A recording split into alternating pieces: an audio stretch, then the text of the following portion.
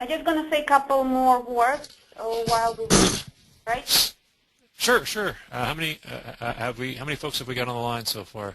We have 21, and Okay. I had about 81 registered. So I'm not sure. Shall we wait a little bit more, or? Yeah, we'll give everybody else a little bit more time. What time are we looking at here? It's about 2:01. About 30 more seconds. We'll get rolling. So I hope everybody on the line be patient. Okay. Don't go anywhere because it gets much better than this. At least I hope. Can be better than this. Well, you never know. Some people might say like the black screen was the best part of the entire thing. All right, so I guess let's get going. Rufia, can you see a black screen, right? So Yeah, I can see Kaczynski. I can see black screen. Okay, good. So then everybody's seeing the right thing. So you let's wanted get. me to say a couple things? Yeah. Go ahead. Start us off. So, as I said, my name is Rufia Blanc, and I'm working for Compass International, and we had this idea of webinar together with Eric. At Compass, we helping for more than 70 years or so. We helping companies in international expansion. And we know that here in the United States, this is a big problem and concern for our users. The question is how to expand the distribution of your products into other countries. And you have never tried this before, and you have just started, and this can be pretty tough to do. So we want to help you today to simplify and speed you up in this international quest. So that's why we asked Eric to help us. And he will address one of the first issues you will face in going global, your message to distributors in other countries. So Eric, I see your black screen. Ready? Take it away. All righty. Hello, everybody. Let's start on up now. What do I click here? So, I have a couple of questions for you. Have you decided you're ready to sell your products outside the USA? And have you made calls to distributors or buyers in other countries just to have them politely blow you off? Or are you afraid to contact anyone outside the USA because you have no idea what to say to them? Well, if any of these are true for you, or perhaps all of them, it's good news. You are at the right place. My name is Eric Loers. I am the creator of the Gurus Selling System. I'm also the author of the book Be, Do, Sell. And I'd like to welcome you to today's talk, which is 3 steps to design messages that will capture the attention of distributors and buyers in other countries. And I dare you to say that 3 times fast without screwing up. Anyway, I'd like to start off by saying thanks to Compass for sponsoring this event. I'm not sure if anybody else has ever done like an event like this before, so not too much pressure on me, but definitely thank you to Compass for sponsoring this event, and of course a special thank you to Rufia Blanc for helping to set this all up, and also thank you to you. Now, without boring you too much, real quick, I understand that what you're doing right now, maybe you don't even understand it, is you're investing your time. And time really is the one resource, no BS, it's the one resource you cannot make more of. And I know this painfully true because at the ripe old age of 35, at the gym, working out, staying healthy, I had a heart attack. And I learned a lot in the couple days that from the few hours I spent on a cold slab in an operating room and the several days I spent in the hospital after that, and realized the value of time. And I understand how precious a resource it is, and when you're going to invest that resource, it's very important that you invest it where it's going to work the best for you. And you're putting it here today, and I promise my thank you for that, and honoring that investment is to do the best that I can. So over the course of the next half hour, 45 minutes, I'm going to give you as much as I can to help you get launched and get into those international markets with messaging as best as I can. So that's my promise to you and my thank you for you investing your most precious asset, which is your time today. Now, what are we going to be covering today? Well, first off, we're going to identify and isolate the one thing, and this could be different for all of you, but you're going to learn how to identify the one thing that your targeted distributors care about. Number 2, You're going to lead your messages with words that the distributor must pay attention to. So getting their attention, that is key. And third, creating a vision that will tap into the distributor's self-interest as a human being and drive them to action, i.e. action, of course, being please sell my stuff in your country or your area. Now, a little bit about me. Who the heck am I and why should you listen to me? I really have no reason. I'm just kidding. My story is pretty simple. During the 1990s, I spent about 10 years as a manager and a director for several large corporations in and around New York City. In 2000, I set off on my own as a consultant, and I had the consultant success, which is consultant success is you make a lot of money. The price you pay is waking up in hotel rooms every morning, staring at the ceiling, asking yourself first, where am I again, and why am I here again? And taking a couple of minutes and be like, oh yeah, now I remember I'm in Milwaukee to do X, Y, and Z. And it was very nice, and I got tired of that, so I wanted to come off the road, and I did after a couple of years. Started several businesses. Some sucked. Some did well. The one that did the best was actually a professional organizing business. Now, for those of you who don't know, professional organizing is organizing people's homes and offices. But in an industry where everybody else was getting $40 an hour to crawl around in people's closets, I was making $400 an hour to coach people by phone. And pretty quickly, I got tired of that as well. So I went out and became a business coach. But my first bunch of clients were, of course, professional organizers who all had the same question: Eric, how do I coach people by phone for $400 an hour so I can stop screwing around in people's closets?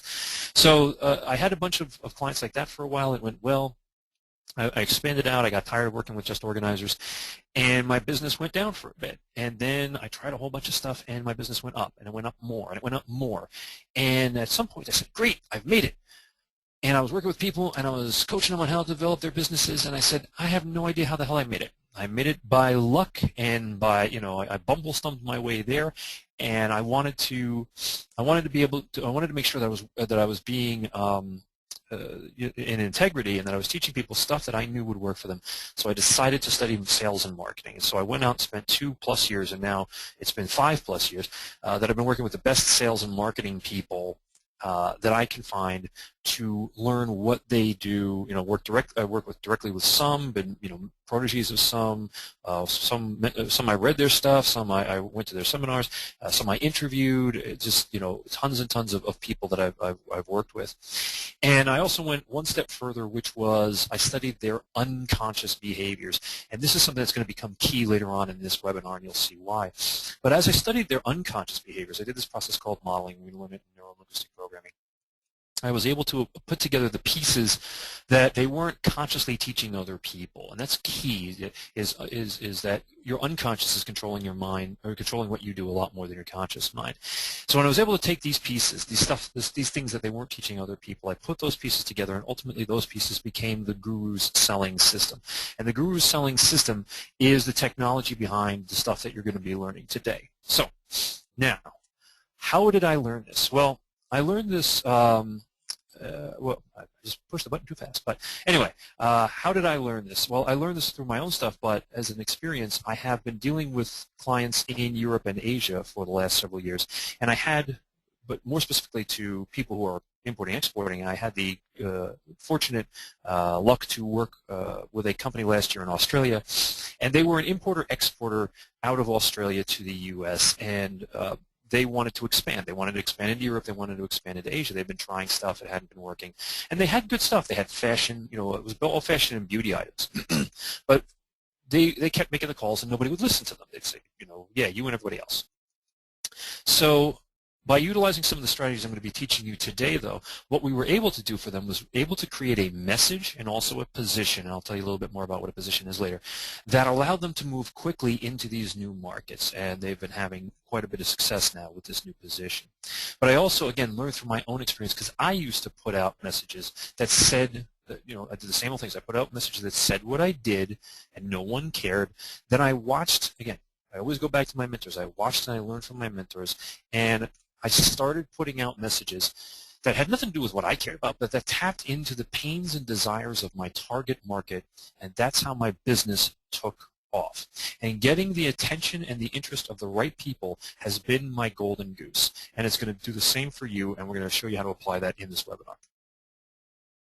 Okay, so issue number one, what do we want to talk about first here? Well, um, first we want to talk about reaching out. I love that picture. I always use this picture. I apologize if you find it offending.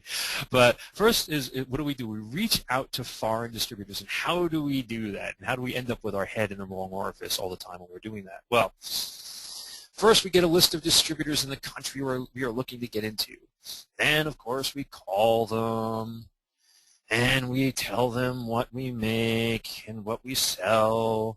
We ask if they want to sell it, and then they say no, or if they're not that rude, they say something like, they'll give you the polite maybe, or what is your website so I can check out your stuff, or send me a proposal, or send me a brochure, blah blah blah blah, and then we hound them to no avail. Or even worse, we just never hear anything back from them. And this is normally what we do, but there's some problems here. So what are the problems you're not aware of? Well, first off, you're wasting your time, because if they're not responding to your message, then that's it.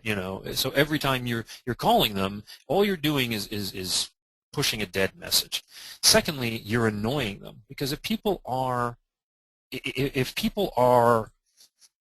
you're calling people, think about it, so it doesn't even have to be business. If you're just calling somebody who doesn't want to hear from you, or somebody's calling you who you don't want to hear from, you get annoyed.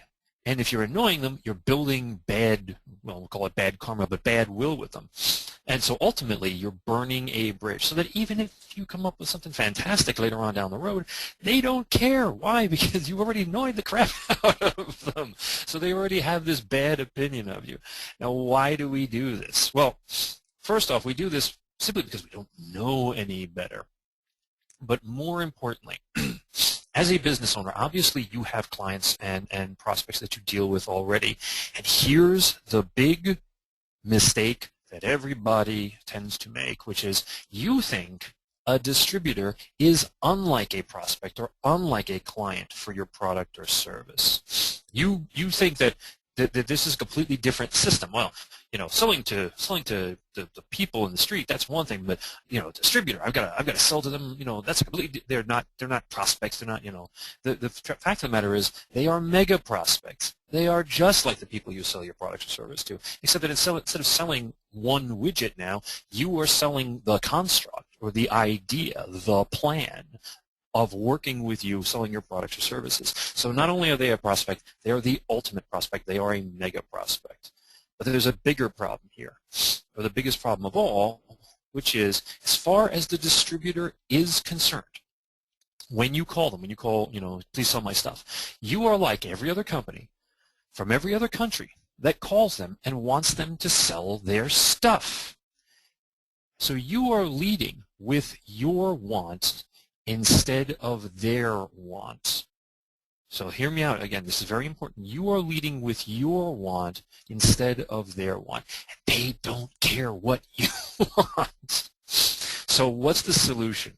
Well, there's several parts. We'll be going over the rest of the parts later on. But part one of the solution is research. In terms of, you must research the market.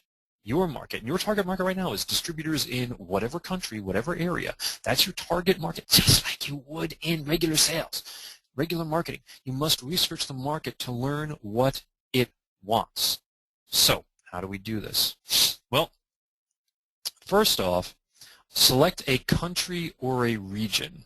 Select a country or a region that you want to go into. However, I want you to do some thinking before you choose the country and the region you want to go into. Because a lot of people just say, yeah, I'll sell it anywhere. If that's true, then you haven't really strategically thought out where you want to go and how you want to expand. So if you don't have an expansion plan, you really shouldn't be going anywhere. You should have a strategic reason. Why am I going to go? Let's say I'm going to go into Mexico. Great.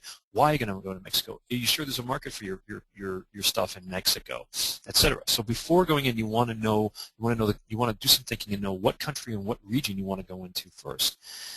After you've done that, you want to call about a dozen distributors in an area. And so again, this is about not calling, let's say again, Mexico. Instead of saying, look, I'm going to call all over Mexico people in northern Mexico, central Mexico, and south Mexico may have completely different needs. So you have to say, look, what region do I want to go into first? And then call about a dozen distributors in that area that you want to expand into.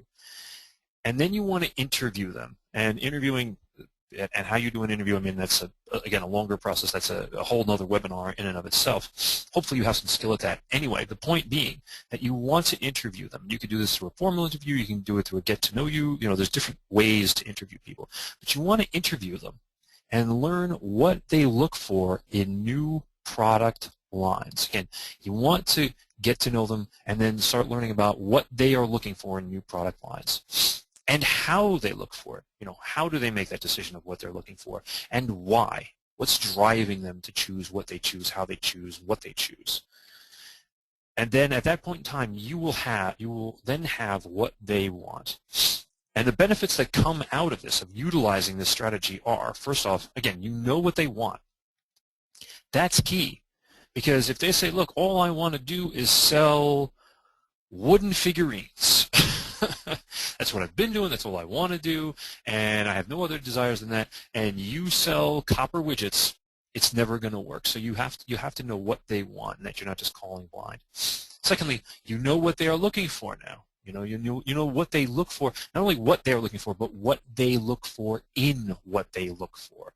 So they may want copper widgets, but they may have certain desires. That has to be a certain strength, a certain thickness, a certain whatever. You're going to know what they are looking for in what they look for.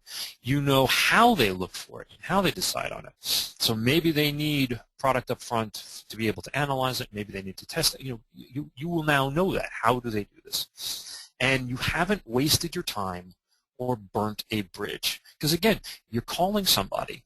This is off topic a little bit, but real quick, when you call that person, you interview them, you get to know them. You potentially have a friend, but you haven't. But as long as you haven't pushed them on, please buy my product, please buy my product, I sell this product, I want to talk to you about my product, and you simply talk to them about their desires, their wants, their needs, they're going to find you interesting, and they're going to be grateful for that time. Everybody else who calls them says, sell my stuff. So there you go. That's one tactic to do that. Now, how do you know if this works? Well, again, I referred to you to the company that I worked with in Australia. And the company that I worked with out of Australia, what happened was we researched possible distributors. We started in Asia, and that's actually where they're expanding right now. We researched possible distributors, and we found what the distributors wanted was products that would basically virtually sell themselves. So from that, we were able to determine what they were actually selling. What my clients were selling wasn't the products or services that they were, the products that they were exporting. What they were selling was basically guaranteed revenue streams. Therefore, from that, we were able to develop their position. And a position is basically your unique take on a marketplace, your unique perspective on a marketplace. What you call yourself, how you address the marketplace. And we developed the position of them being international product talent scouts. Just like a regular talent scout who has to go out there, has to find the next, Mariah Carey or the next Derek Jeter. There's talent scouts out there. These people, my clients, were serving that purpose. They were out there. They were the ones vetting the products because they weren't manufacturing. They were just importers, exporters. They were vetting the products and then being able to go to distributors and say, look, I've vetted this product and and its potential and sales, etc. And they were talent scouts. That's what it was. Boom. As they led with that, far more interest. Instead of saying, we sell, we distribute and sell X, Y, and Z, they were able to say, we are international product talent scouts, build up a story, boom, and they've been running with it ever since. So now, issue number 2. And hope I'm not going too fast for everybody here. If I am, at the end, I'll show you how to get in touch with me. You can send me questions, whatever. Actually, we're going to have a Q&A at the end, so you can ask me questions if I'm going too fast for you. Now, issue number 2 is deciding on a message to lead with. Because, it's great and wonderful to have interviewed a few people, but when you're going out there, when you're going to be putting a message out there regularly, and you're going to be putting it out there and not just in phone calls, but in auspicious places on the internet, etc., where they can find it,